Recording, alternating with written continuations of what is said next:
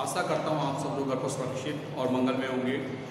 बच्चों, आज आपके लिए लेकर आए हैं माध्यमिक शिक्षा परिषद उत्तर प्रदेश के अंतर्गत क्लास 11 में हिंदी विषय में जो आपका काव्य खंड है उससे कबीरदास द्वारा रचित पदावली। मैं आज आपको पदावली के कुछ पदों की व्याख्या करके बताऊंगा। तो फटाफट आप लोग जिन बच्चों ने चैनल सब्सक्राइब नहीं किया चैनल सब्सक्राइब कर लें और जो पुस्तक है हिंदी काव्य की उसको ओपन कर लें, जिससे कि मैं आपको जब पढ़ाऊँ तो आपको भी उसके मीनिंग समझ आते रहें और आप उसका अनुसरण करते रहें। तो सबसे पहले तो मैं आपको पदावली से संबंधित कि आखिर पदावली में बताया क्या गया है वो बताना चाहूँगा। तो पदावली में कबीर ने इन पदों में अपनी आध्यात्मिक भावनाओं को अभिव्यक्ति दी है। पहले पद में आत्मा परमात्मा के मिलन का वर्णन, पति पत्नी के मिलन प्रसंग। दूसरे पद में ज्ञान के उदय का वर्णन, आंधी के सांसारिक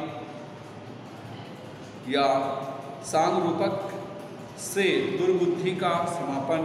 और तीसरे पद में कवि ने शब्द ज्ञान की अपेक्षा आत्म अनुभूति पर बल दिया है।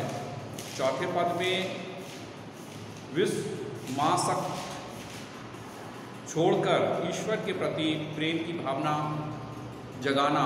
और पांचवें पद में कबीर ने प्रतीकात्मक शैली में आत्मा और परमात्मा की एकता का प्रतिपादन किया है। कामलिनी जीवात्मा का प्रतीक है तथा जल परमात्मा का प्रतीक माना गया है। तो इस प्रकार से यहाँ पर 5 पद हैं। 5 पदों में से मैं आज आपको 2 पदों की व्याख्या बताऊंगा जो कि मेरे वास्तविक शाब्दिक अर्थ पर आधारित है। तो पहला पद जो पढ़ता हूँ यहाँ पर बच्चों। बहुत दिनन थे मैं प्रीतम पाए, भाग बड़े घरी बैठे आए, मंगल 4 माही मन राखो, राम रसायन रसना चासो, मंदिर माही भया उजियारा, ले सूती अपना पिब प्यारा, मैं रनी राशि जे निधि पाई, हम ही कहाँ कहूँ तुम ही बड़ाई, कहे कबीर मैं कछु न किन्हा, सखी सुहाग राम मुहि दीना। तो ये वो पद है पहला वाला। तो इस प्रस्तुत पद में कबीरदास जी कहते हैं कि बहुत दिनन थे मैं प्रीतम पाए, कि जिन प्रीतम की मैं परमात्मा रूपी प्रीतम की जिनकी बहुत दिनों से प्रतीक्षा कर रहा था वो मुझे प्राप्त हो गए हैं। भाग बड़े घर बैठे ही आए, और ये मेरा बहुत बड़ा सौभाग्य है कि मुझे घर बैठे ही अपने परमात्मा रूपी पति प्राप्त हो गए हैं। मंगल 4 माही मन राखो, राम रसायन रसना चासो। और मेरे मन में मंगलाचार अर्थात मंगल गीतों का उच्चार रखा है, और मुझे जो है राम परमात्मा रूपी जो राम रस है उसे चासने से चखने का, उसे उसका स्वादन करने का मुझे मौका मिला है। मंदिर माही भया उजियारा, मेरे मन मंदिर में जो है ज्ञान का प्रकाश का उजाला हो गया है। ले सूती अपना प्यारा, और मैं अपने प्रिय के साथ,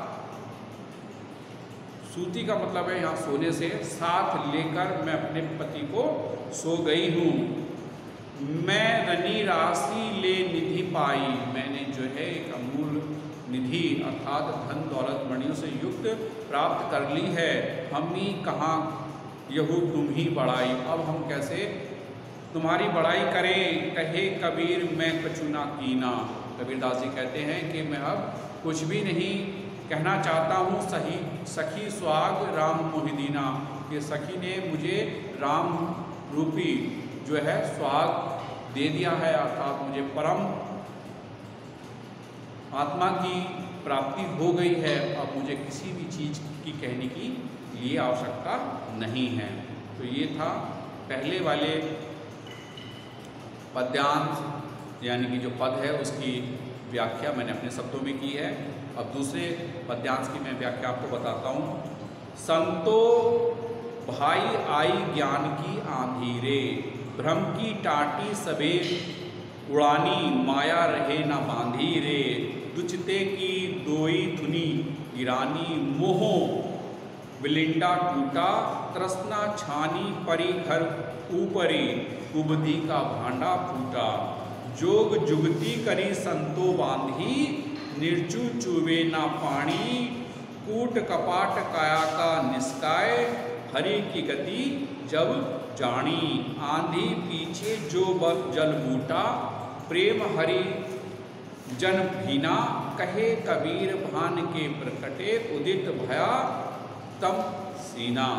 तो प्रस्तुत पद्यांश में जो यहाँ पर ये पदावली से लिया गया है, कबीरदास जी कहते हैं कि संतो भाई आई ज्ञान की आंधी रे, हे संतो अब जो है ईश्वर रूपी ज्ञान का प्रकाश जो है उसकी आंधी आ चुकी है, भ्रम की टाटी सबे उड़ानी, और जो पहले से भ्रम विद्यमान था उसकी जो टाटी टटिया थी वो अब सभी उड़ गई हैं, माया रहे ना बांधी रे, अब किसी प्रकार की कोई माया या बंधनों का फेर नहीं रहा है, दुचते की थोई दोई धुनी गिरानी, थोई माने होता है बच्चों खंबे, दो दुचते यानी कि जो दुर्बुद्धि के खंबे थे वो गिर गए हैं, मोह भी चला गया है, बलिंडा टूटा, बलिंडा यानी कि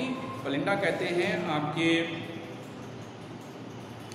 बल्ली जो होती है पेड़ों घरों से बंधी हुई, जो बांस के घर बनाते हैं या कच्चे घर बनाते हैं तो उसमें बल्लियाँ वगैरह लगाते हैं, तो वो सब चीज़ें जो हैं उस आंधी में दूर हो गई हैं। कहने का तात्पर्य यहाँ पर ये है कि मन में किसी प्रकार का जो मोह माया या भ्रम था वो सब जो है साफ हो गए हैं, ज्ञान के प्रकाश से सब चीज़ें जो हैं स्पष्ट हो गई हैं। तृष्णा छानी परी घर ऊपरी, घर के ऊपर जो तृष्णा नामक छप्पर पड़ा हुआ था, कुबधी का भांडा फूटा, और ज्ञान की आंधी के कारण कुबधी का मतलब होता कुबुद्धि का जो भांडा यानी कि बर्तन था वो भी अब टूट चुका है। जोग जुगती करी संतो बांधी, और जो संतों ने योग साधना से कोई ज्ञान प्राप्त किया था, निर्जू चूबे ना पानी रे, अब वो इतना प्रबल हो गया है कि उसमें कहीं भी लीकेज, कहते हैं ना लीकेज, चूने का पानी चूने का कहीं भी अवशेष नहीं रह गया है। कूड़ कपट काया का निष्काय, ये जो शरीर है इस शरीर में जो वासना वगैरह होती हैं उस तरह का जितनी भी गंदगी थी वो सब जो है दूर हो गई। हरि की गति जब जानी, जब ईश्वर की गति को जान गए तो इस तरह की जो समस्याएं थी वो सब दूर हो गई हैं। आंधी पीछे जो जल बूटा, जब आंधी चली जाती है बीत जाती है तो उसके बाद में बहुत हल्की हल्की जो बरसात होती है, उसके लिए यहाँ पर कवि ने कहा है कि आंधी पीछे जो जल बूटा, प्रेम हरि जन भीना, उसके अंदर प्रेम रूपी जल में जो आम पब्लिक थी, जो आम जनता थी, जब उसमें भीगी तो क्या हुआ कि सारी की सारी जो तृष्णा थी, सारी की सारी जो बुराइयां थी वो सब धुल गई और मन जो है वो एकदम शांत हो गया। कहे कबीर भान के प्रकटे, अब कबीरदास जी कहते हैं कि जिस प्रकार से आकाश में सूर्य के प्रकट होने पर, सूर्य के प्रकट होने पर जितनी भी भय या तम डर होता है वो सब जो है क्या हो जाता है, क्षीण हो जाता है। उसी प्रकार से ज्ञान के प्रकाश से सारी डर, सारी बुराइयां, सारा अज्ञान, सारा भ्रम, सारी माया टूट गई हैं। तो इस प्रकार से बच्चों ये आपके दोनों पद्यांश जो मैंने पढ़ के बताए पदावली में, उनकी व्याख्या पूर्ण होती है। आशा करता हूँ कि आपको समझ आई होगी। जो शेष इसके पद्यांश हैं, जो पदावली के पद्यांश हैं, उनको मैं अगली वाली वीडियो में आपको पढ़ाऊँगा। आज के लिए बस इतना ही, मिलते हैं नेक्स्ट वीडियो में। जब तक के लिए हैव अ नाइस डे।